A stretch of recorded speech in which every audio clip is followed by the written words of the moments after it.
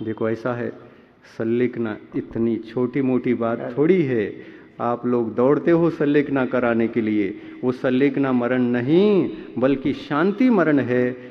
कोई भी जीव मरण कर रहा हो, नमोकार मंत्र सुना करके उसका मरण कराना, ये शांति मरण है। अगर प्रक्रिया को भी तुम अपना लेते तो वो प्रक्रिया व्यर्थ है।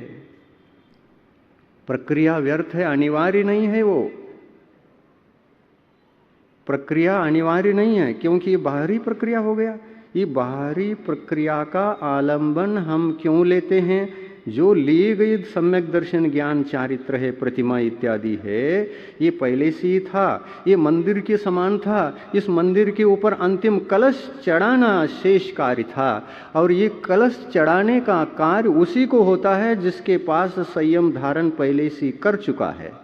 और इसलिए संलेखना का नियम देखिए आप, रत्नकर्ण श्रावकाचार में सम्यक दर्शन का अधिकार लिखा, ज्ञान का अधिकार लिखा, चारित्र का अधिकार लिखा, अंत में जाकर के कौन सा अधिकार लिखा? संलेखना अधिकार लिखा। तो ये चारित्र वालों के लिए तो है, अविरत सम्यक दृष्टि को संलेखना का नियम नहीं है। ये बाहरी प्रक्रिया उनके लिए आवश्यक नहीं है।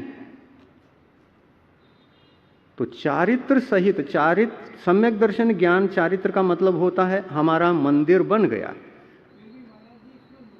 नुकसान नहीं है, नुकसान नहीं है। कोई चतुर्थ गुण स्थानवर्ती अविरत सम्यक दृष्टि भी है और वह मोह त्यागना चाहता है, अभी तक तो प्रतिमाधारी नहीं बन पाया, और ऐसा ही हम त्याग करके मरण करना चाहे तो त्यागने के लिए वो अधिकारी है, त्याग सकता है, लेकिन इसको संलेखना संज्ञा नहीं दे सकते, इतना ध्यान रखना।